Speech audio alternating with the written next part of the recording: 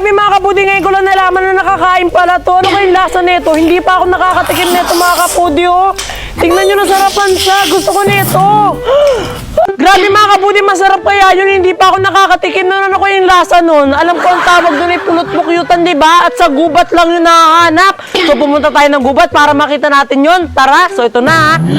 Tara na mga kapudi, kunin na natin yun, yung honeycomb. Tara! So kaya dito yun? Takbo na nga ako. Grabe, ang dami mga puno dito. Amazing! Asa na kaya yun? Ayun yung puno!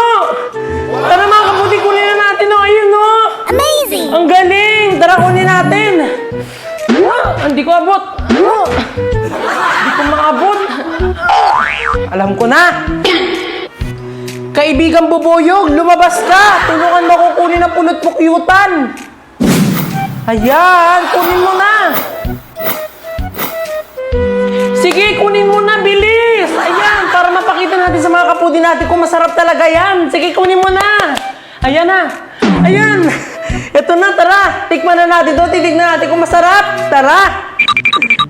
Hay, salamat. Nakuha ko na rin tong honeycomb. Tatry ko na to.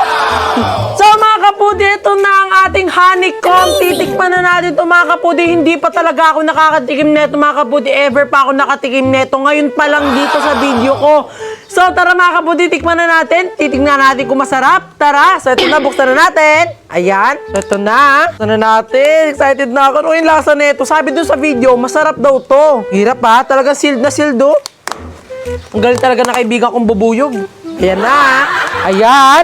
So, ito na mga kapudi, nabuksan na natin. At ito na siya. Ayan. So, grabe. Ang galing. So, tikman na natin ito mga kapudi, no? So, ito siya. Ayan, so, buksan na natin, no? So, ito na. Ayan na, buksan na natin. Oh, ito na siya. Hindi na natin.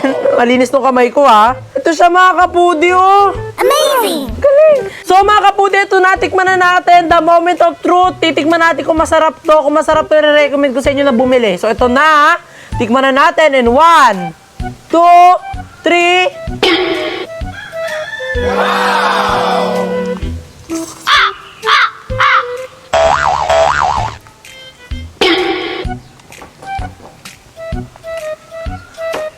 Ang sarap! Grabe, para siyang bubble gum na ano, na honey flavor. Ang sarap niya, grabe. Ganito pala yung lasa, no? Grabe, sarap. Amazing! Kuya B-Boy, tikman mo. Kuya B-Boy, tikman mo na. Sige, tikman ko na. Tikman mo na. Ano ba lasa? Para siyang bubble gum. Tikman mo na, ha? Lasa doon.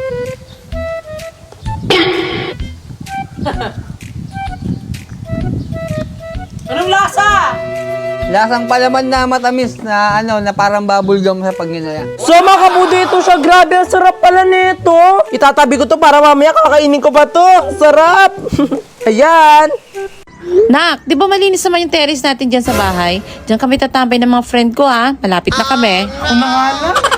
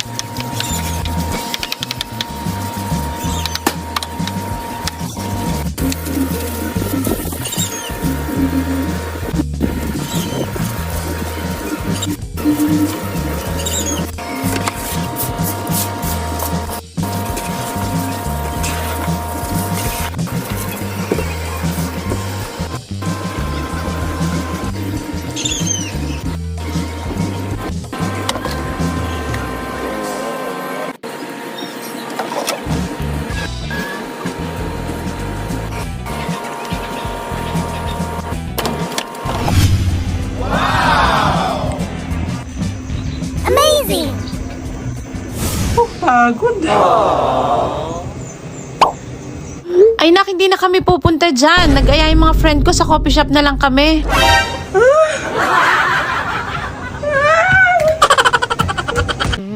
Lex, naglilihi ako sa Calamares. Bilhan mo naman ako sa labas. Bilihin na naman siya. Ako hanap ng calamares. Alam ko na.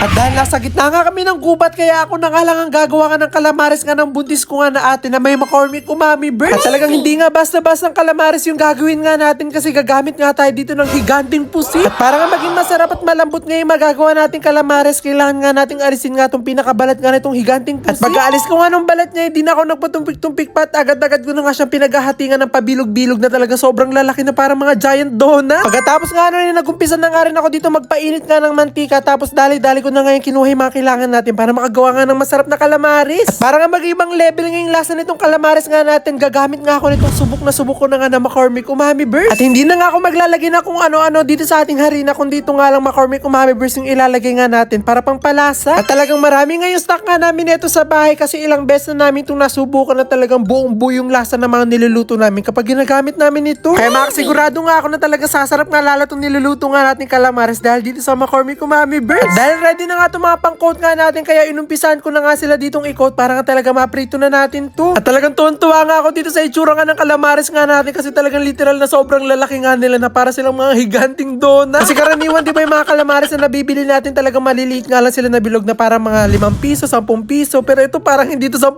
piso, para tong gulong na. At dahil naluto na nga itong mga higanting nga natin calamares, dali-dali ko na nga itong tinikman na talaga sobrang nga talagang sarap. At talagang kahit nga hindi mo na nga siya isaw-saw nga dito nga sa suka, talagang napakalasa na nga nitong calamares natin. Kung ibebenta kaya sa street food yung ganito kalaking calamares, magkano kaya ito mabibili? Comment nyo nga po sa comment section.